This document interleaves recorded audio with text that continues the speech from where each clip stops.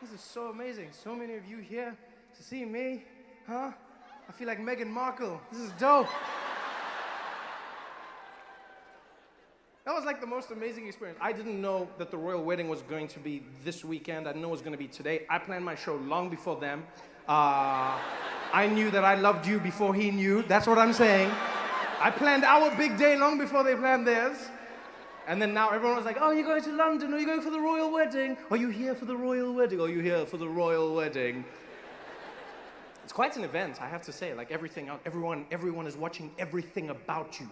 All the stories people would talk about, because you're watching it all over the world. They're like, yes, Meghan Markle. Yes, she isn't the typical royal. Yes. She isn't the typical royal. What we mean is, yes. Typical royal. She comes from an unconventional family. Yes, very different family.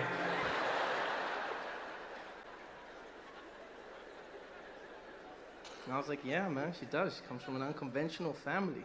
Just like Harry, same thing. Come on. It's true, same thing. And they look good together. It was beautiful. Everyone was stressed out about it. Meghan Markle's family was in the tabloids, the Daily Mail, trying to destroy their lives. Man, when the Daily Mail comes after you, they do not mess around. They will find that one uncle in your family who's an alcoholic and shits his pants. Meet Trevor's Uncle Bobby. I didn't even know I had an Uncle Bobby. Well, now you do, and he shits his pants. And they'll always find a way to try and link it to you like it's your fault. They'll be like, Meghan Markle's uncle's son, Johnny, didn't pay his bills. She doesn't even know him. Doesn't matter. It shows that her family is unconventional. I'm not gonna lie, I was glad that it was the white side of Meghan families that was, I'm not gonna lie. We could not handle that as black people. That is the last thing we needed. Can you imagine if that was the black side of the family? Really? If Meghan's dad was on TV and he was like, oh no, I'm not coming to their wedding, no. Here we see Meghan's father posing for photo. Ah, you caught me again. Oh no, you have caught me. Ah. Black people would have never, because that's the hard thing about being a minority, whether you're black, whether you're whether you're Arabic, whatever it is. Like if you're a minority, if you have a certain skin tone, you know that every action you commit, like taints your whole, your family, it taints your everything. White people are individuals. That's white people. That's like the best thing in the world. And that's what white privilege means to me. You're an individual. Let's look at Dave. He is excellent. He's a mass murderer. As Trevor, if I killed half of you tonight, they'd be like, ah, those mixed breeds. I take everyone down with me. So much stress. So I was glad. Like her mom was there. She was all, fly, looking beautiful as well. The wedding went off without a hitch. And my favorite thing was how the British media talked about how black the event was. And I understand it. Here's the thing. This is like one of those things where I understand, like they want to talk about it because you're not used to having like a black wedding, right? But so like everyone today, I had like CNN contacted me and they're like, Trevor, would you mind speaking about the wedding and really all the black performers? There was a black cellist and there was a black choir and a black pastor. How do you feel? Black? I don't know how I'm supposed to feel. How do you respond to that question? How do you feel about, I don't know how I feel, it's a wedding. I don't know, what do you want me to say? That's a normal wedding. I wasn't watching that wedding being like, whoa, there's black. So much blackness, another one. It's a wedding, what do you want me to say? It's people. And also, like, I feel like people go too far. Like, that's where you realize that there's not enough, like, diversity in your world, is if you think that made it a black wedding. Let me tell you something, a black cellist has canceled itself out. If you have a black person playing the cello,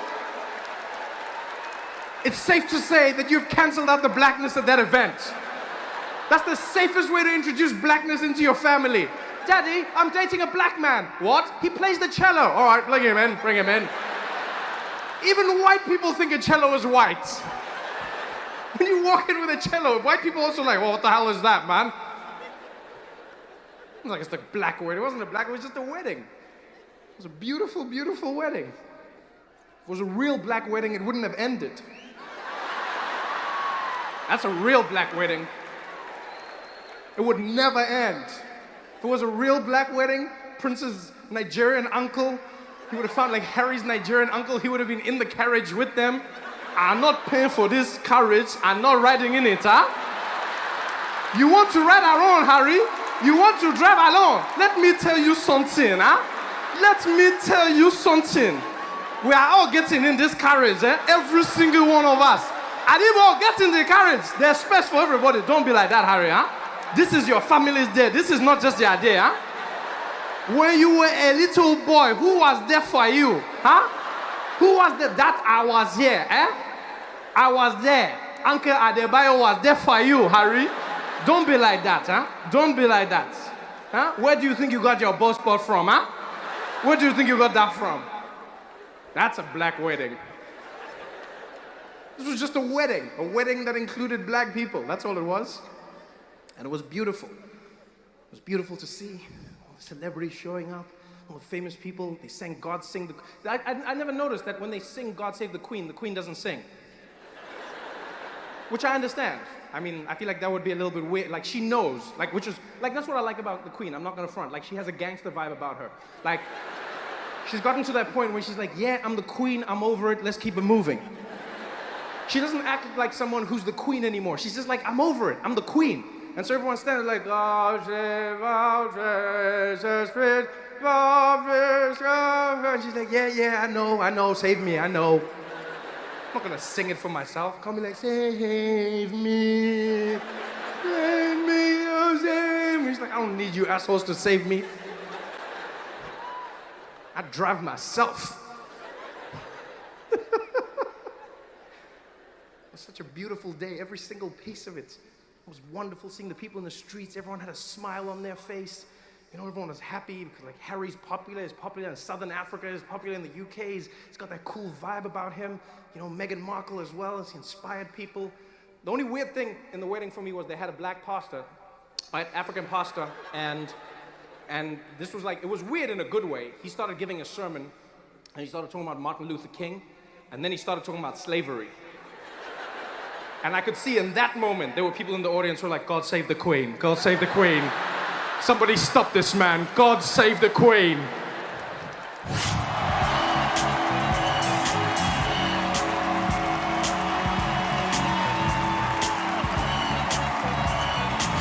I remember the worst encounter I had with the TSA was out in Burbank, California. Tiny little airport, and I was flying out and I was coming to New York, right?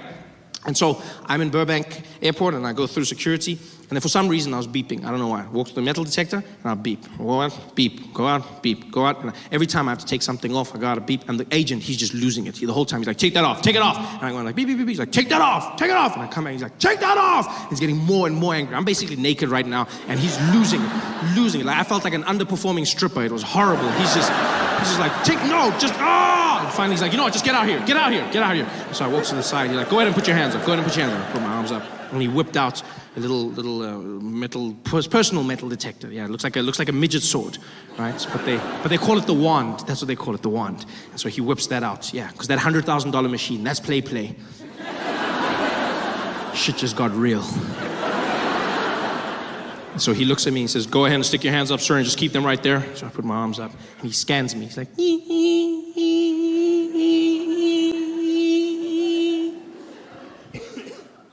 You got any metal objects on you? I'm like, well, then what was that for? If you were gonna ask me anyway, then what was this? The foreplay to my honesty? What is this? Why? And then, as if he can't do this right, he calls for backup. He goes, I'm gonna need you wait. Can we get Velasquez to gate 10, please? Velasquez to gate 10. And he calls for a man by the name Velasquez, who I'm assuming was the best wander that they had. Because he wasn't even on the floor. They called for him, and Velasquez emerged from the back offices of the TSA. And he walked out, and the energy changed. People bowed their heads as he walked past. Everyone gave him a little nod. You could see he was special, and he didn't look like it. He didn't look like much. You know, Velasquez was a little Mexican man, very long mustache, big chest, and he was very short, really, really short guy. But he didn't feel short. Like, he looked short, but he didn't feel short. Do you know what I mean? Like he had this thing. You know those short people that are so confident, it looks like they just chose to grow low. He had that energy. And so Velasquez walks down towards where I'm standing with my agents. My guy tries to apologize, says, I don't know what's going on. I silenced him with one move of his hand. He's like, no, I go. And he stepped up, he looked me in the eye, and he's like, sir, you got to stand for side and not give God for that, okay? Don't touch nothing on the movie, okay? None of that. And I didn't know what he was saying. But I knew what he meant. And so I stood there, I raised my arms, and as I did, he whipped out his wand. And he started using it all over me, and as soon as he did, I knew why he was who he was. It was the most magical thing I've ever come across in my life. The way he wielded that wand was unlike anything I've ever experienced. I felt like I was being blessed. I just stood there with my head down as he went all over me, just blessing me with his power. It was something special. It was like a force and energy. It's so, like on the outside, you still heard that beeping. It was like, ee, but in my head, I heard a lightsaber. That's what I heard. I heard like, it was like,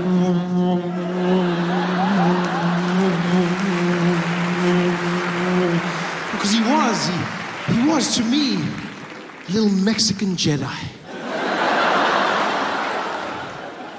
In fact, that's exactly what he was. He was my Mexican Jedi. Which, by the way, I feel would be a welcome addition to the Star Wars franchise. No, I'm a big fan. I'm a huge fan of Star Wars. I love Star Wars. I was super excited when I found out they'd be making another one. I was losing my mind. I went back, watched all the movies, and I came to realize that there's no Mexican Jedis, not even one. There's no Mexican Jedis. Which is weird. Because when you look at it, technically speaking, Star Wars is a vision of America in a distant future. So,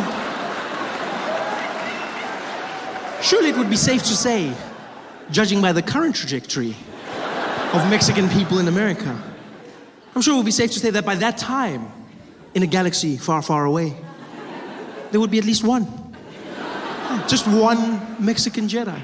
It's not even like it would spoil the story. Who knows, it might open up a whole new avenue. Can you imagine how different that epic scene between Luke and Darth could have been? Them battling it out on the Death Star. The moments of realization.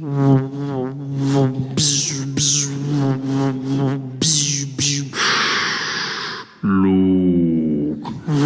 What do you want, you evil man? Luke. What do you want from me? No. Luke, man. Luke.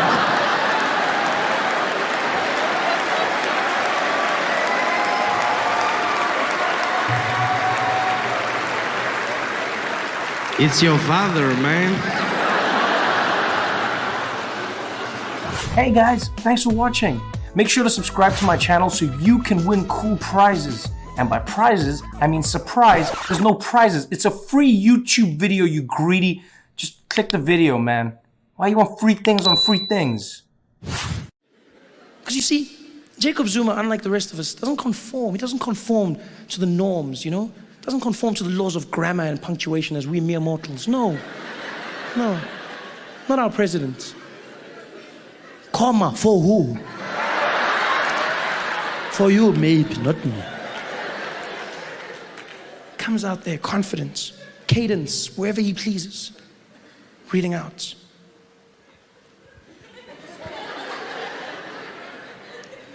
Will have and always will be proud members of the ANC. And as such, we are proud supporters of the development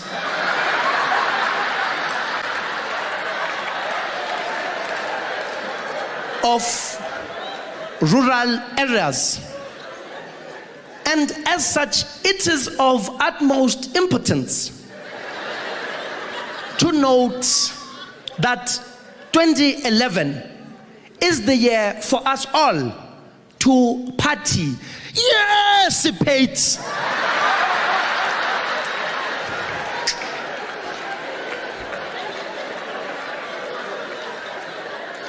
And so forth. Let it not be a blame game.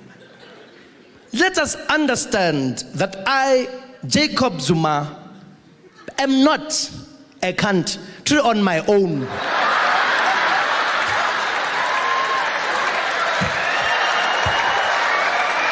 Hey there, thanks for watching. Now, all I need you to do is click on that little circle on your screen. Yeah, that one. Oh, yeah, just like that. Hold on. Yeah, click